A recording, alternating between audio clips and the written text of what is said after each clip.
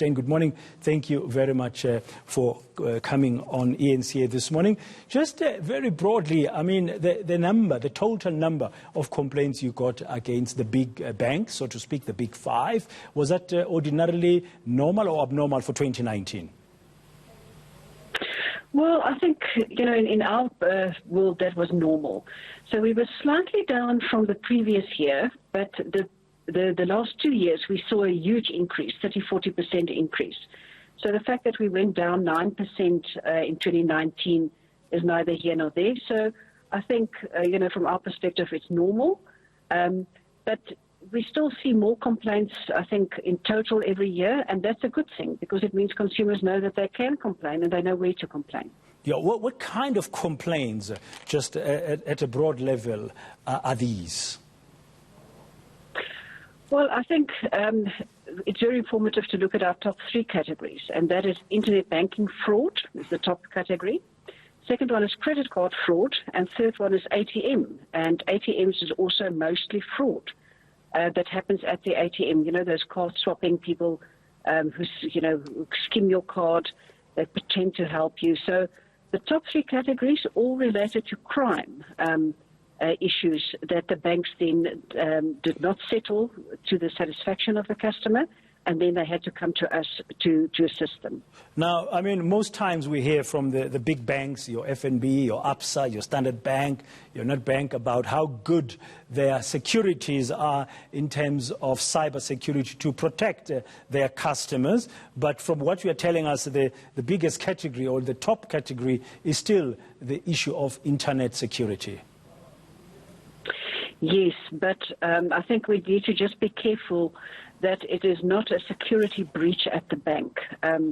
So the categories of cases that we see, and I need to just refer back to phishing and vishing. A lot of vishing, that is phone calls, where people scammers pretend to be from the bank, and they trick the consumers into giving them the information. They threaten them saying that, there's a big problem, fraud is going to happen, quickly help, let's stop them stealing your money, and the consumers fall for that. On internet banking, there's still phishing websites. Consumers do believe genuinely that they're on the bank, and they're not. So it's not necessarily bank security systems that's a failure. It is sort of consumer education, and the scammers, of course, work full-time, 24/7. to try and scam people out of money. So it's a combination of awareness and of course, tracking these scammers and blocking those websites. Okay, now looking at the numbers per bank year on year from your report, FNB is the only bank of the top banks that from 2018 had more complaints in 2019, followed by ABSA. Although ABSA was the second, it had less complaints against it than in 2018, similar with Standard Bank, similar with Nedbank. Would you be concerned? Are there some things that would concern you as an ombuds as far as FNB is concerned?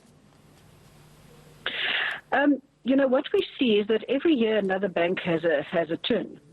If you look back at our previous reports over the past few years, 1 year it's Standard Bank, the next year it's ABSA, this year it's FNB. Somebody has to be the highest number of complaints. And then what sort of result is that they then make a concerted effort to try and bring down those numbers. So it's good to highlight to them that they've got the highest number of complaints.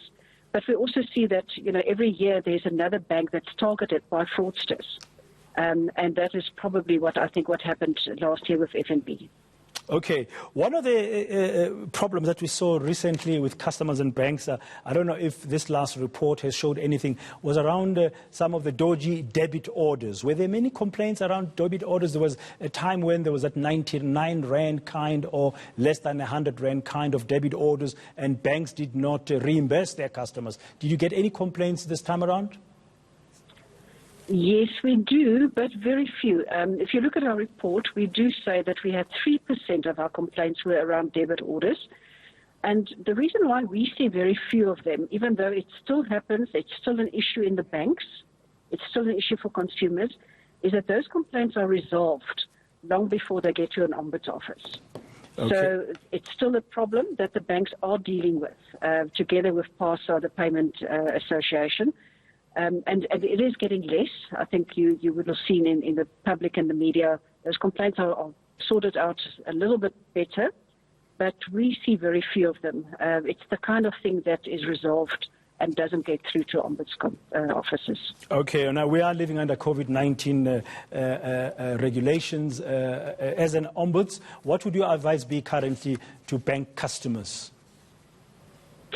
Well, the first one is that they need to contact their bank immediately if they see they're running into problems. If they're one of the people who were affected, who cannot pay their bonds, their credit cards, they need to contact the bank. We see a lot of people coming through to us directly, and they haven't even spoken to their bankers.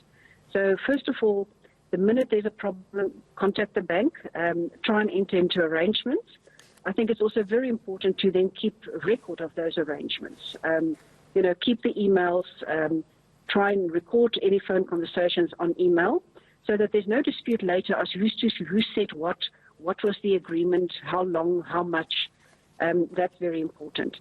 But the banks are assisting the clients, and if they really don't, our office is still there and we will try and intervene. Thank you very much, Reana Steyn, the Ombudsman there regarding the banks.